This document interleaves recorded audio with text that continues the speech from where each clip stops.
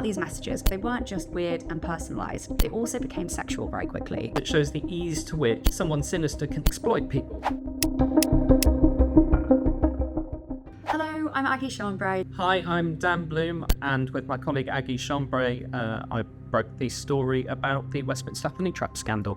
It came about in a week in late February when I became aware of these sets of messages going to one person from Charlie, saying, how's it going, that kind of thing, and escalating quite quickly to the sender sending explicit images. And I mentioned this to Aggie, who about a week later said, hang on a minute, what was the phrase that you say that was used in these messages? And they said, hey, we met before in X location, a parliamentary location, and we had a little flirt. But it was just this phrase, we had a little flirt. And there was something about that. We then basically went around asking everyone we've literally ever met in Parliament, have you got a weird message? And it quickly became clear that the only people that had these messages were men. There was some sort of pattern here. By the time we published, we had 6 cases. And by the evening of the day we'd published, we had found 6 more, including a serving minister. The story really took a twist a couple of days after publication when William Ragg, the Conservative MP, confessed to having handed over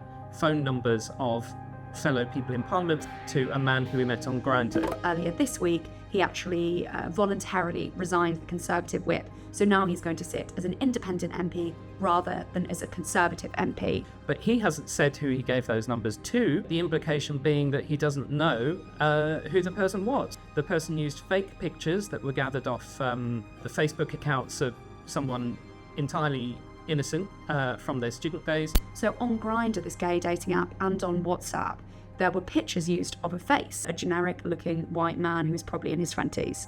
So Dan actually got a tip on who this guy was. They were not aware of this at all. They have now reported this to the police. They're absolutely shocked. And there is still someone out there who has been doing this. We're now over 20 people who've received these messages in the heart of Parliament. We still don't know who is behind this. In none of these cases have we seen that they've asked for work information. The furthest this person has gone is asking to substantiate gossip on what's going on and who's sleeping with who, essentially. Experts think increasingly that it's unlikely to be a foreign state or a foreign power. They think it's more likely that it's a lone ranger who is doing this for a different reason. It's obviously taken a lot of people in Westminster by surprise and given a lot of people a shock, because it shows the ease to which someone sinister can take advantage of that, as they clearly have done in this case, to try and be over-friendly and to try and exploit people. It feels like there's a lot of questions still to be answered, but we will keep plugging away and hopefully we will be able to